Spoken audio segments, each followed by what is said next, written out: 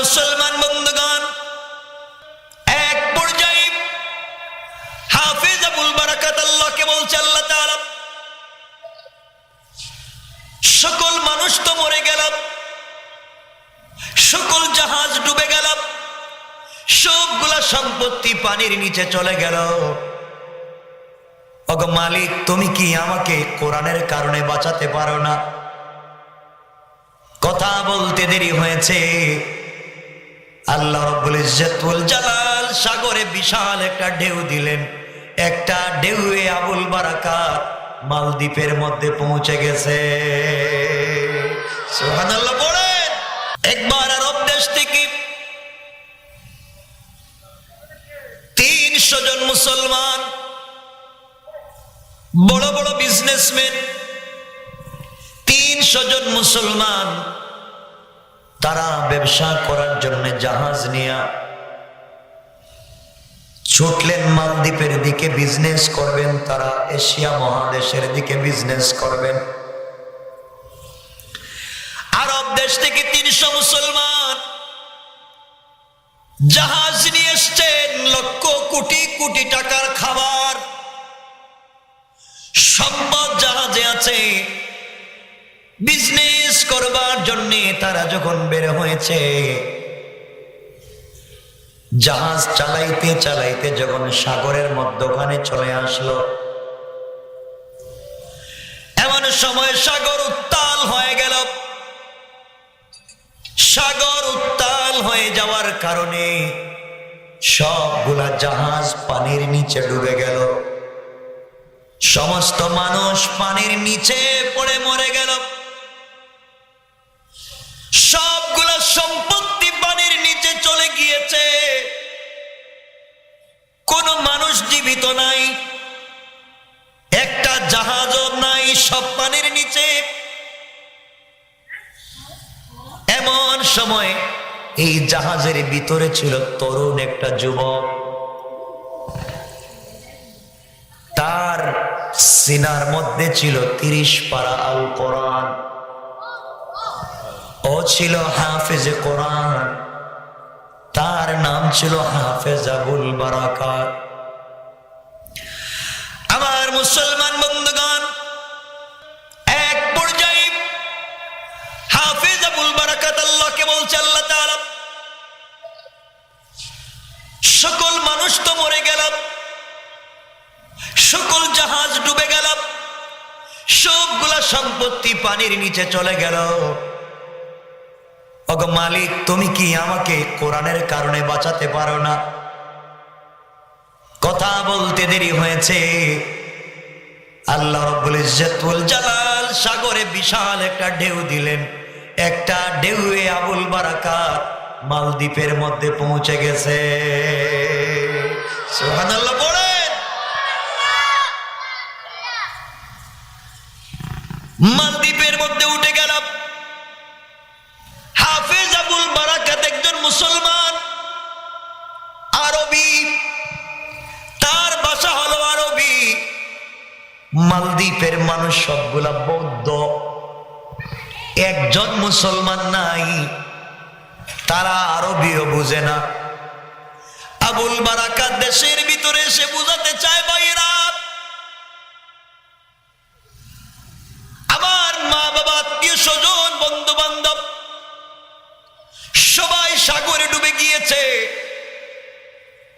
জাহাজ ডুবে গিয়েছে, সব সম্পত্তি হারাইয়া ফেলেছি।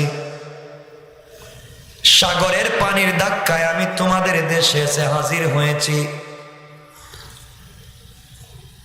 তোমরা আমাকে থাকবার জায়গা দাও, খাবারের ব্যবস্থা করো।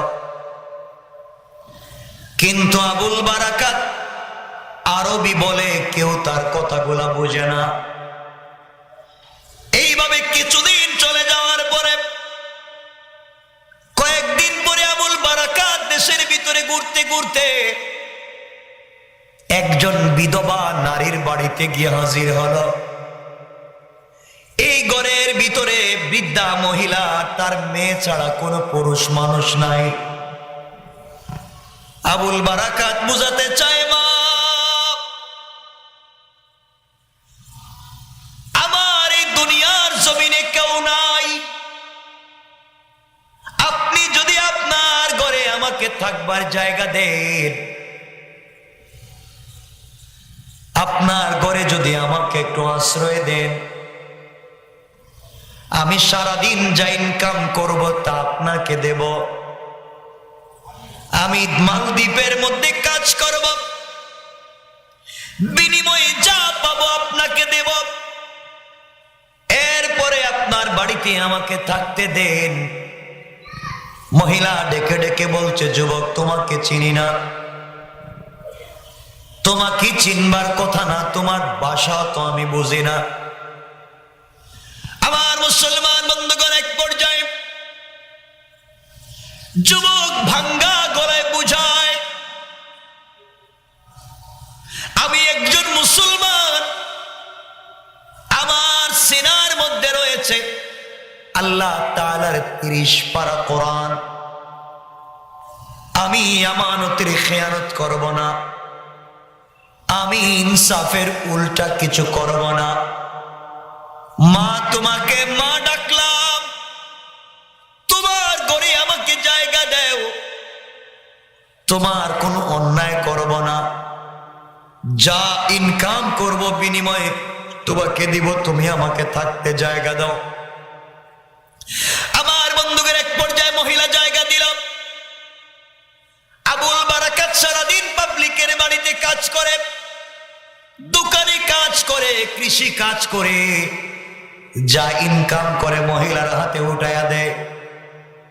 এইভাবে দিন চলতে লাগলো, দিন চলতে লাগলো। আবুল বারাকাত তাকায়া দেখে এই দেশের ভিতরে এত দিনের ভিতরে কোনো জায়গায় আজান হয় না, এই দেশের ভিতরে কোনো মসজিদ নাই, এই দেশের মানুষ আল্লাহকে চিনে না।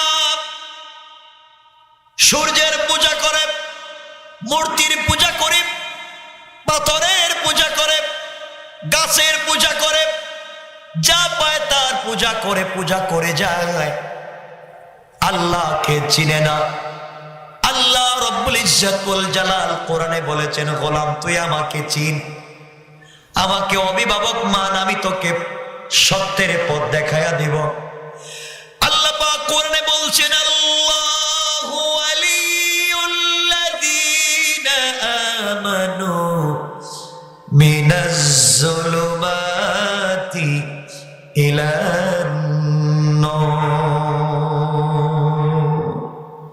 আল্লাহ বলেছেন, যারা আমাকে অভিভাবক মানে, যারা আমি আল্লাহকে মানে, আমি আল্লাহ তাদেরকে অন্ধকার থেকে আলোর পথ দেখাইয়া দে।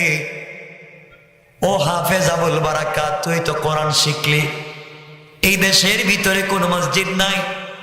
আবুল বারাকাত আল্লাহর কাছে কান্না করে বলো, আল্লাহ আমি যেহেতু বেঁচে গেলাম, এমন এক দেশে এসেছি যেই দেশের মানুষ তোমাকে চিনে না, তোমার পরিচয় জানে না, আজান হয় না। আয় আল্লাহ, তুমি আমাকে এমন শক্তি দাও, তোমার কোরআনের তো অনেকগুলা মুআজিজা আছে, আয় আল্লাহ এমন একটা মুআজিজা দেখাইয়া দাও, যেই মুআজিজার মাধ্যমে এই দেশের সবগুলা মানুষ যেন কালিমা পড়ে মুসলমান হয়ে যায়। সুবহানাল্লাহ, জোরে আওয়াজ করে পড়ে।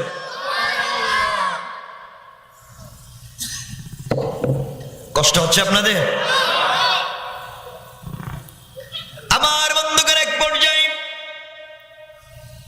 দীর্ঘ ইতিহাস সংক্ষেপ করে আপনাদেরকে বুঝাইয়া দেই। আবুল বারাকাত একদিন কাজে চলে গেল, সন্ধ্যার সময় বাড়িতে ফিরেছে। বাড়িতে এসে দেখে মহিলা ঘরের কর্নারে বৈশা বৈশা কান্না করে, বাড়ির সামনে শত শত পুলিশ দাঁড়ায় আছে, আর এই বৃদ্ধা মহিলার যুবতী মেয়েটা ঘরের ভিতরে হাউমাউ করে কাঁদতেছে। আবুল বারাকাত চিন্তায় পড়ে গেল, কি ব্যাপার? একদিকে বৃদ্ধা মহিলা কান্না করে, অপর দিকে তার যুবতী মেয়েও কান্না করে, বাড়ির ভিতরে পুলিশ, সমস্যা কি বুঝতে পারে না। আবার মুসলমান বন্ধুগণ এক পর্যায়ে আবুল বারাকাত ডাক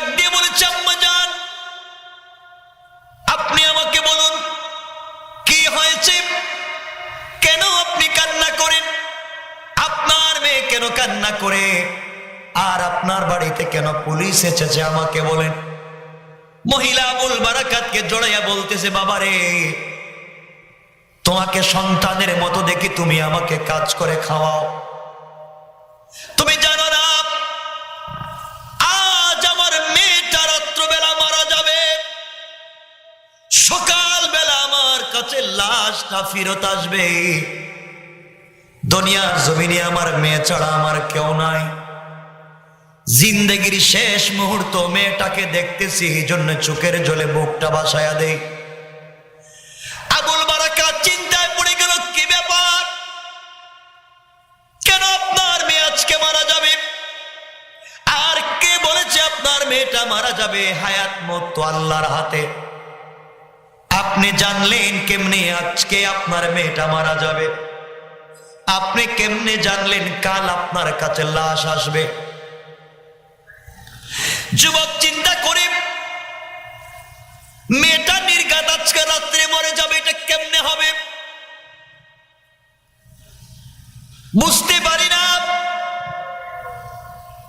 মেয়ে যুবক দেখ দিয়ে বলতেছে, আম্মা জান আপনি বলেন মেয়েকে আজকে রাত্রে ফাঁস দিয়া কি মরে যাবে, সুসাইড করবে কিনা? মহিলা কোনো জবাব দেয় না। আবুল বারাকাত বলছে, আপনি আমাকে বলতে হবে, আমিও আপনাকে ছাড়বো না। আমার মুসলমান বন্ধুগণ গভীর মনোযোগ। এই পর্যায়ে মহিলা ডাক দিয়ে বলছে, আবুল বারাকাত তাহলে শোনো,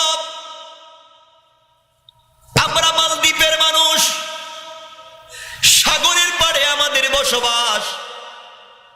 প্রত্যেকটা বৎসর নির্ধারিত একদিনে, প্রত্যেকটা বছর নির্ধারিত একটা মাসের একটা নির্ধারিত তারিখে সাগর থেকে বিশাল বড় একটা দানব আমাদের মালদ্বীপের মধ্যে আঘাত করে, আক্রমণ করে।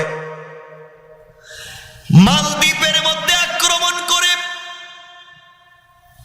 গোটা মালদ্বীপকে তছনছ করে দেয়, বাড়িঘর ভেঙে ফেলে, ব্যবসা প্রতিষ্ঠান পুড়িয়ে ফেলে।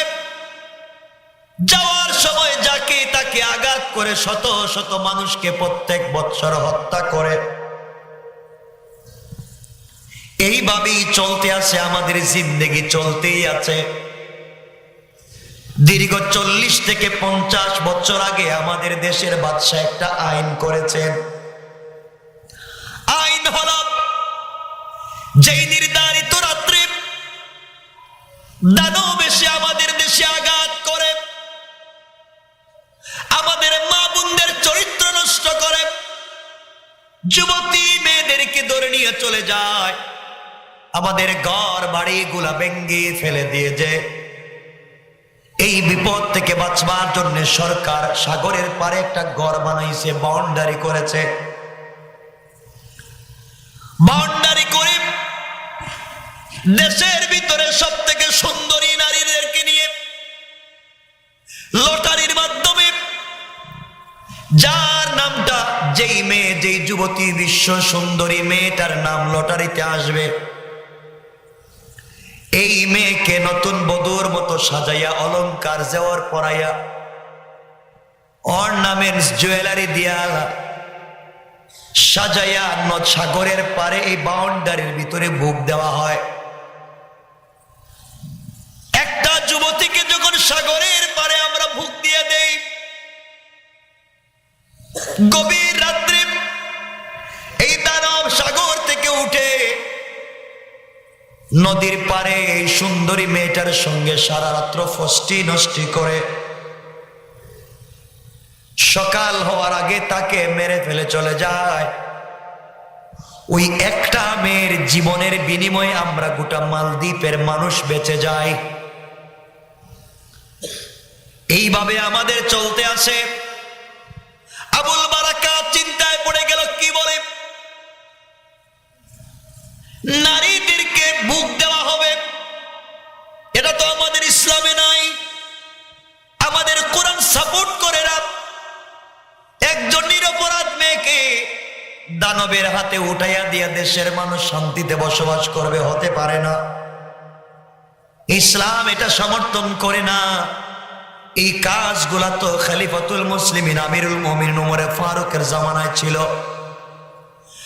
আমিরুল মুমিনের জামানায় মিশরের নদীতে যখন পানি আসতো না, মিশরের নীল নদে যখন পানি পাওয়া যেত না, তখন তারা সুন্দরী যুবতী সুরসী মেয়েটাকে নতুন বধূর মতো সাজায়া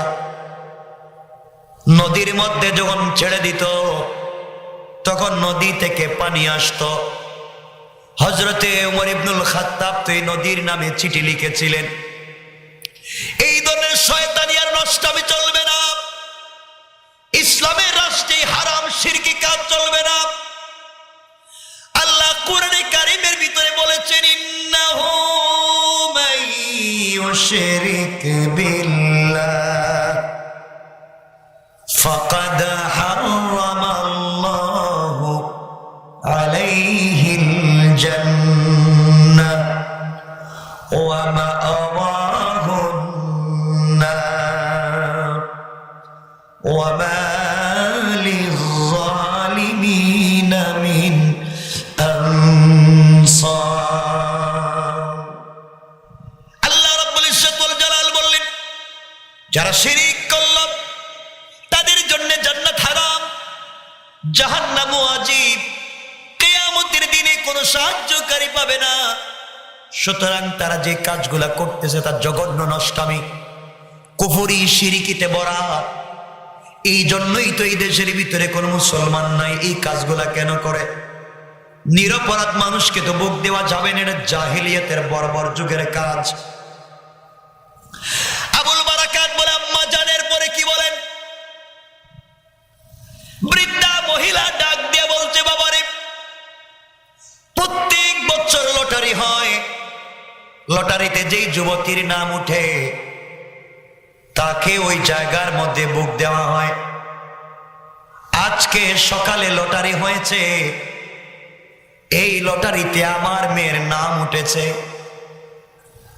আমার তো মাত্র একটা মাত্র মেয়ে আর নাই। আমার মেয়ের নাম উঠার কারণে এই যে আমার ঘরের দরজার সামনে পুলিশ দাঁড়ায় আছে, কিছুক্ষণ পরে আমার মেয়েকে নতুন বধূর মতো সাজাইয়া অলংকার সেওর পরিধান করাইয়া আমার মেয়েকে আমি পুলিশের হাতে উঠাইয়া দিতে হবে। পুলিশ আমার মেয়েকে গাড়িতে করে নিয়ে যাবে নদীর পারে, সাগরের পারে বুক দিয়ে দিবে। গভীর রাত্রে সাগর থেকে বিশাল বড় দানব উঠে আমার মেয়ের সঙ্গে ফষ্টি নষ্টি করে মেয়েটাকে মেরে ফেলবে।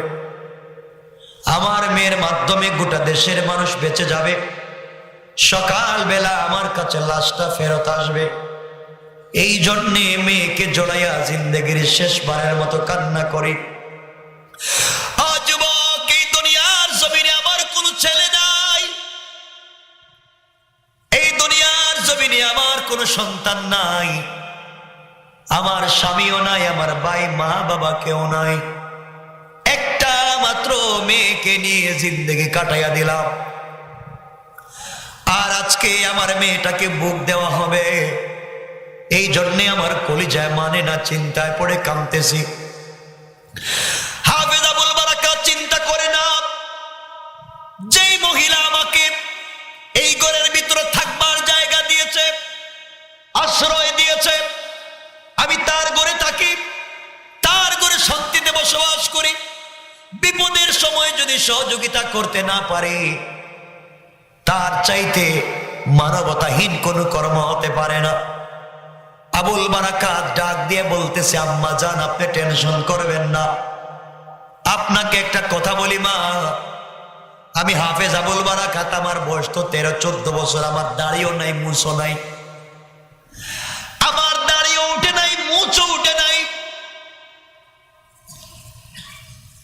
আপনার মেয়েকে অর্নামেন্টস জুয়েলারি যা দিয়েছে বাদশাহ, পরাইয়া বুক দেওয়ার জন্য যে শাড়ি গহনা দেওয়া হয়েছে, আপনি আপনার মেয়েকে ঘরের কর্নারে কোনো একটা জায়গা গোপন করে দেন, কেউ যেন খুঁজে না পায়।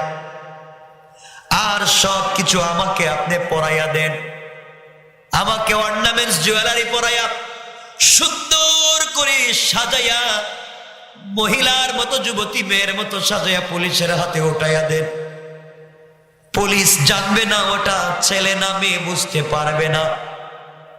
আমাকে যদি মুখ দেওয়া হয়, গভীর রাত্রে দানব উঠে আমাকে যদি মেরে ফেলে, বাপ আমার মনে কোনো ব্যথা নাই, আমার মনে কোনো কষ্ট নাই। আমি মরে গেলে আপনার কলিজাটা বড় হয়ে যাবে, আপনার মেয়েটা জীবিত থাকবে। আপনার মেয়ে মরে গেলে আপনি কাঁদবেন, আমাকে আপনি বুক দিয়া দিন। আমি মরে গেলে মালদ্বীপের কেউ কাঁদবে না, কারণ মালদ্বীপে আমার কোনো ভাই নাই, মালদ্বীপে আমার কোনো বোন নাই, এই মালদ্বীপে আমার মা নাই, আমার বাবাও নাই, কেউ আমার জন্য কাঁদবে না। আমি যদি মরে যাই কেউ আমাকে দেখবে না। আপনি আমাকে নতুন বধূর মতো সাজাইয়া দিয়ে দেন। এবার মহিলা ডাক দিয়ে বলতেছে, যুবক না, দেওয়া যাবে না। তুমি আমার দেশের মেহমান, আমার ঘরের মেহমান, তোমাকে নির্ঘাত মৃত্যুর হাতে উঠাইয়া দিতে পারি না, তোমাকে দিতে পারবো না। যুবক নাছোড় বান্দা কয়, না দেয়া লাগবে। যুবতী মেয়ে এই বৃদ্ধা মহিলা নিরুপায় হয়ে নিজের যুবতী মেয়েকে ঘরের কর্নারে গোপন করে দিয়েছে। আবুল বারাকাত বলছে, আম্মা জান, আপনি আমাকে সুন্দর করে সাজাইয়া দিবেন। এই কথা বলে পানি দিয়ে ওযু করেছে। ওযু করে সিজদায় পড়ে আল্লাহকে ডাক দিয়া বলেছে, আল্লাহ,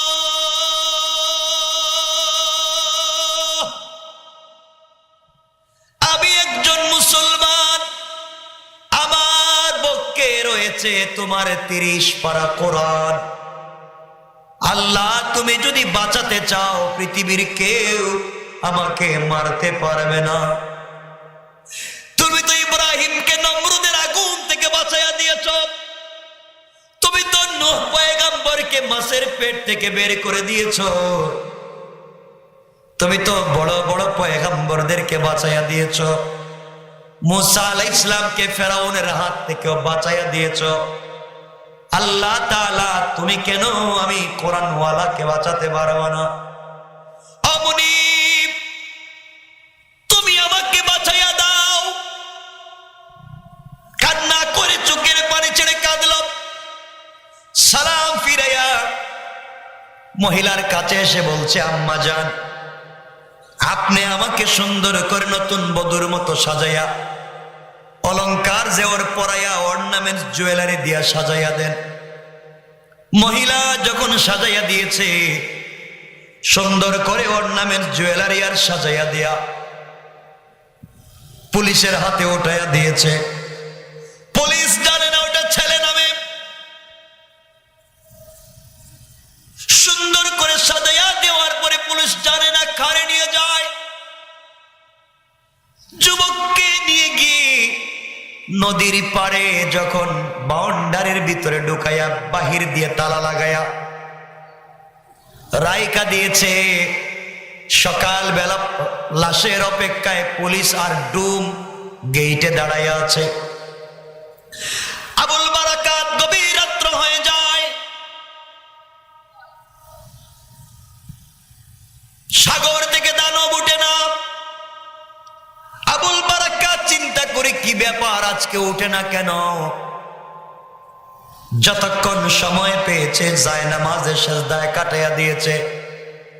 আল্লাহ বলেছেন, গোলাম বিপদে পড়ে গেলে আমার কাছে ধৈর্য ধারণ করবা, সাহায্য চাইবা সবরের মাধ্যমে আর সালাতের মাধ্যমে।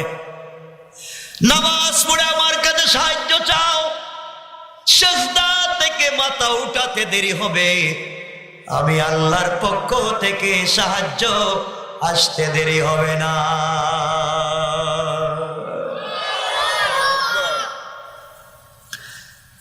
সাড়ে 11টা হয়ে যাচ্ছে না? কষ্ট হচ্ছে আপনাদের? সারা রাত্রে না? আমি রেখে দিচ্ছি, বেশি লম্বা করবো না ইনশাল্লাহ। কষ্ট হচ্ছে না তো?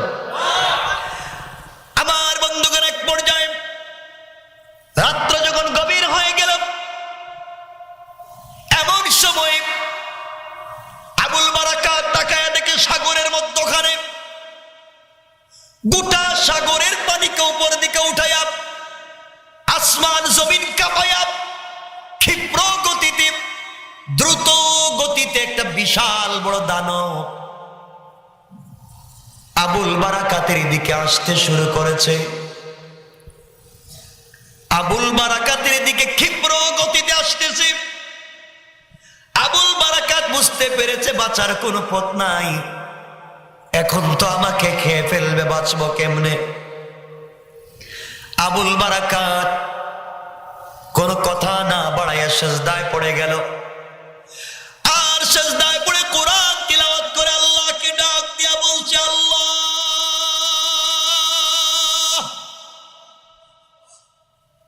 কোরআন তিলাওয়াতের মাধ্যমে বিশ্ব নবীকে তুমি বাঁচাইয়া দিয়েছো, আল্লাহ তুমি কি আমাকে বাঁচাতে পারবে না? বিশ্ব নবী কোরআন তিলাওয়াত করতেছিলেন, উম্মে জামিল মারবার জন্য এসেছিল। আমার নবীকে দেখে নাই, না দেখে সামনে দাঁড়াইয়া, নবীজির সামনে দাঁড়াইয়া আবু বকরের সঙ্গে কথা বলে, কিন্তু নবীজিকে দেখেন। আল্লাহু আকবার। ওগো আল্লাহ তাআলা, আমি কোরআন তিলাওয়াত করব, তুমি দানব থেকে আমাকে বাঁচাইয়া দাও। এই কথাগুলো আবুল বারাকাত বলে যখন কান্দে, আবুল বারাকাত যখন সিজদার মধ্যে পড়ে গিয়েছে, কোরআন তিলাওয়াত করে তাকায়া দেখে দানব আসতেছে ঠিকই, কিন্তু কোরআন তিলাওয়াত করবার কারণে আর আল্লাহর কুদরতির পায়ে সিজদা দেওয়ার কারণে দানব আগের মতো দ্রুত আসতে পারে না, আস্তে আস্তে আসতেছে। আল্লাহু আকবার। আবুল বারাকাত তিলাওয়াত বন্ধ করে না, তিলাওয়াত বন্ধ করে না, তিলাওয়াত চালায়া যায়। তিলাওয়াত করতে করতে করতে করতে সূরা ইয়াসিনে যখন টান দিয়েছে আর পড়তেছে, হঠাৎ করে তাকায়া দেখে দানব আসতেছে না, সাগরের মধ্যখানে দাঁড়ায় গেছে। আল্লাহু আকবার। কোরআন তেলাওয়াত হচ্ছে, কোরআনের পাওয়ার, কোরআন তো ম্যাগনেট, কোরআন চুম্বক, দাঁড়ায়া গেছে আর আসতে পারে না। আবুল বারাকাত তেলাওয়াত বন্ধ করে না, তিলাওয়াত বন্ধ করে না, চিৎকার করে তেলাওয়াত করে যায়। করতে করতে সকাল হয়ে গিয়েছে। দানব আবুল বারাকাতকে আঘাত না করে সাগরের মধ্যে ডুব দিয়া চলে গিয়েছে। আবুল বারাকাত শুকরিয়া আদায় করে নামাজ পড়ে মেলি পোশাক খুলে, অর্নামেন্টস জুয়েলারি খুলে রেখে দিয়েছে। পুলিশের অপেক্ষা আছে, সকালবেলা খুলে তাকে নিয়ে যাবে। পুরুষের পোশাক পরে যখন বসে আছে, ডুম আর পুলিশ সকালবেলা গেট খুলেছে লাশ আনবার জন্যে। ভিতরে ঢুকে দেখে লাশও নাই, যুবতী মেয়েও নাই, একটা ছেলে দাঁড়ায় আছে। সুবহানাল্লাহ, আওয়াজ করে বলেন তো সুবহানাল্লাহ। পুলিশ আশ্চর্য হয়ে গেল, রাত্রেবেলা একটা মেয়েকে দিয়ে গেলাম, মেয়ে গেল কোথায়, লাশ গেল কোথায়, আর যুবকী ভাসলো কোত্থেকে? পুলিশ ভয় পাচ্ছে, গেল কোথায়? পুলিশ ডাক দিয়া বলে, বাইরে তুমি কে? যুবতী গেল কোথায়, লাশ গেল কোথায়? আবুল বারাকাত বলতেছে, পুলিশেরা তোমরা বুঝবে না, গভীর রাত্রে কোনো মেয়েকে তোমরা ওই জায়গায় ভোগ দিয়া যাও নাই, তোমরা আমাকে দিয়ে গিয়েছিলে। আমি একজন মুসলমান, আমার পক্ষে রয়েছে আমার আল্লাহর 30 পারা কোরআন, আমি কোরআন থেকে তিলাওয়াত করেছি। এই কোরআন তিলাওয়াতের ওসিলায় আল্লাহ আমাকে বাঁচাইয়া দিয়েছে। শুধু আমাকে বাঁচায় নাই, তোমাদের গোটা দেশটা বেঁচে গেল। পুলিশ চিন্তা করে এটা মানুষ না, এটা জিন্নাত হবে, কি উল্টা পাল্টা বলে। রাত্রবেলা আমরা রাইকা গেলাম, নারীও বলে পুরুষ। পুলিশ বলতেছে, যুবক তোমার কথা আমরা বুঝি না, বিশ্বাস করি না। সত্যি যদি তোমাকে মুখ দেওয়া হয়, তুমি মরলে না কেন? 50 বছর থেকে যাকে দেই সেই মরে, আজকে তুমি মরলে না কেন?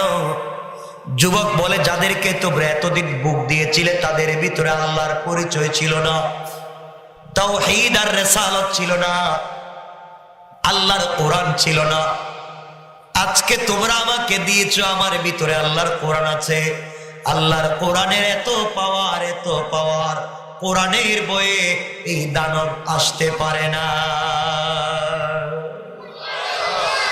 পুলিশ বলে বিশ্বাস করি না, মরে গেলে লাশ নিয়ে আমরা বাদশার দরবারে হাজির হয়ে যাই।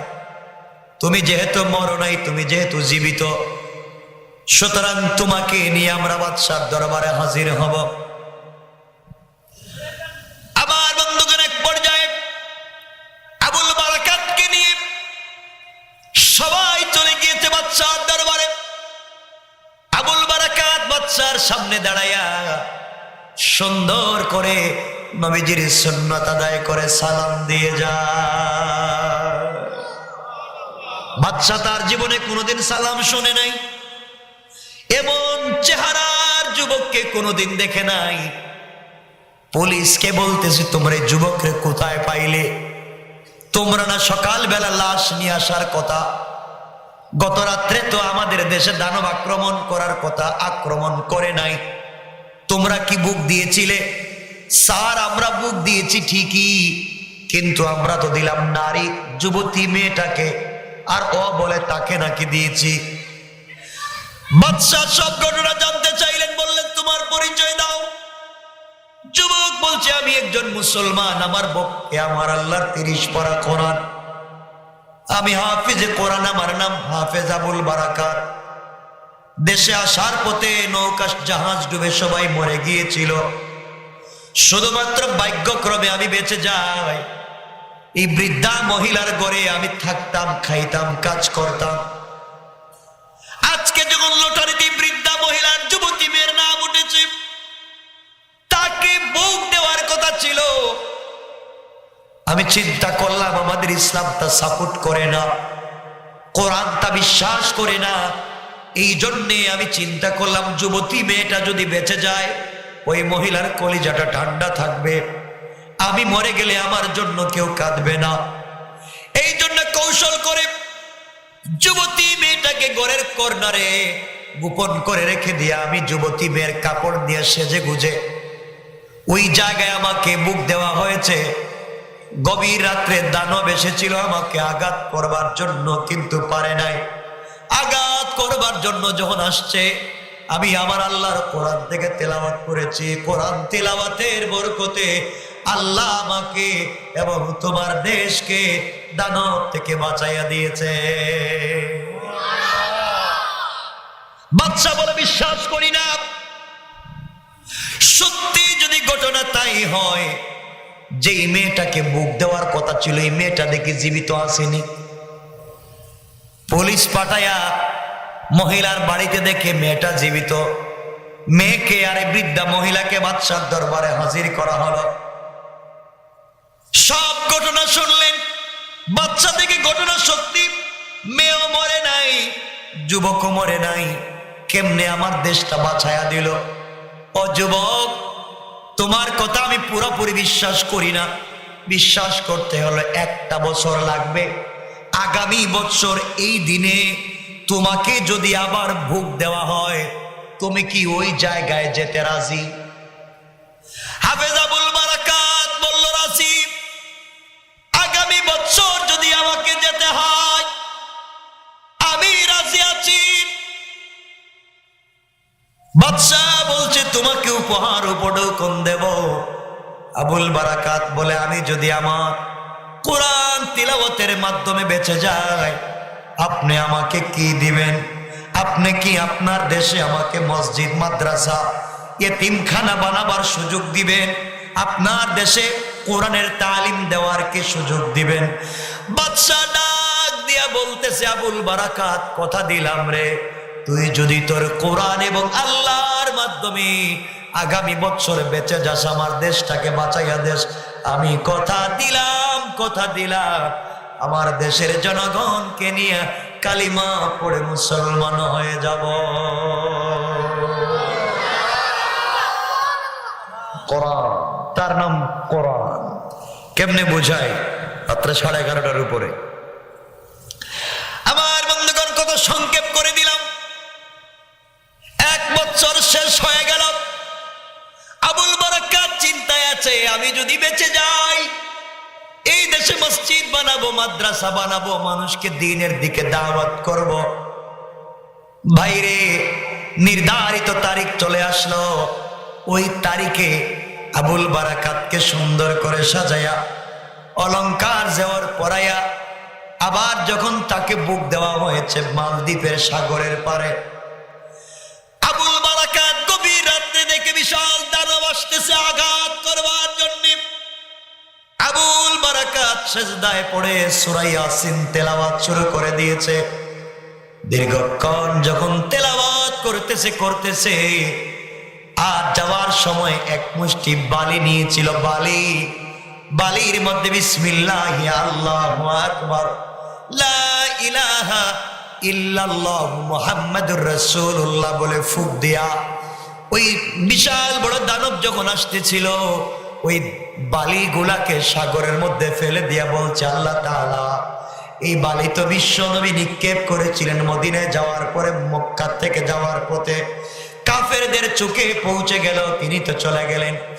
আল্লাহ, আমি কোরআন থেকে তিলাওয়াত করে বালি নিক্ষেপ করে দিলাম, আমি জানতে চাই, আমি দেখতে চাই তোমার কোরআনের পাওয়ার বেশি না এই দানবের শক্তি বেশি, আমি দেখতে চাই। কথা বলে যখন নিক্ষেপ করেছে, নিক্ষেপ করতে দেরি হয়েছে, সাগরের মধ্যখানে এই দানবের শরীরে দাউ দাউ করে আগুন জ্বলে গেছে। আবুল বারাকাত তেলাওয়াত বন্ধ করে না, দাউ দাউ করে আগুন জ্বলে সাগরের মধ্যখানে ছাই হয়ে গিয়েছে। দানব জ্বলে পুড়ে ভস্ম হয়ে গেল। আবুল বারাকাত শুকরিয়া আদায় করে 2 রাকাত সালাত পড়ল। সকালবেলা তার লাশ আনার জন্য যখন পুলিশ গিয়েছে, গিয়ে দেখে যুবকটা তো মরে নাই, আগের মতো জীবিত রয়েছে। কোন সুবহানাল্লাহ। ওরা ভয় পেয়ে গেছে, ও মরে না কেন? সবাই মিলে বাদশার দরবারে হাজির করে দেওয়া হয়েছে।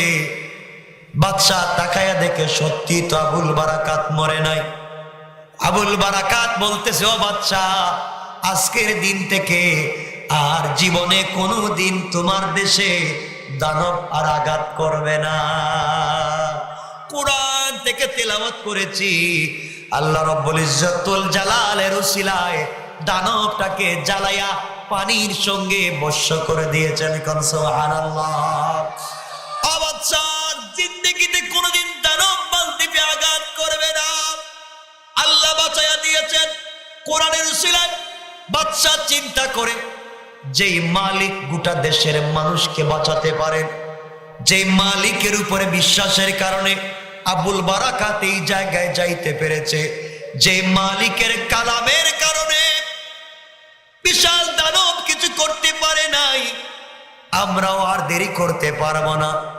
আবুল বারাকাতকে ডাক দিয়ে বলছে, বাবা, তুই তোর হাতটা লম্বা করে দে, এই মুহূর্তে তোর কথার উপরে ঈমান এনে বিশ্বাস করে আমি আমার গোটা মন্ত্রী পরিষদ সহ গোটা মালদ্বীপের মানুষ একসাথে কালিমা পড়ে মুসলমান হয়ে গেল। আল্লাহু আকবার। গোটা মানুষ, সংক্ষেপ করে দিলাম, মানুষ কালিমা পড়ে মুসলমান হয়েছে। এটা হচ্ছে কোরআনের জীবন্ত মুজিজা। আমার নবীও কোরআন থেকে তেলাওয়াত করেছিলেন, বেঁচে গিয়েছেন। এই কোরআন থেকে তেলাওয়াত করা হয়েছিল মিশরে, এই কোরআন থেকে তেলাওয়াত করেছিলেন কারি আব্দুল বাসিত আমেরিকায়। যেখানে এই কোরআনের তেলাওয়াত চলে ওখানে আর কিছুই চলে না। মানুষ মদের বোতল ছেড়ে দিয়া, জেনা বেবিচার ছেড়ে দিয়া কোরআন তেলাওয়াতে পাগল হয়ে যায়। আল্লাহ বলছেন, দুনিয়ার জমিনে এই কোরআনকে বিশ্বাস করে বুকে ধারণ করে যদি চলতে পারো, কবরে কোরআন তোমাদেরকে সুপারিশ করবে, আর জান্নাতে আসলে পরে আমি আল্লাহ এই কোরআন তেলাওয়াত করে তোমাদেরকে শোনায়া দিব। কোন সুবহানাল্লাহ। রাত্র 12:15 হয়ে যাইতেছে, আপনাদের কষ্ট হচ্ছে দেখতেছি।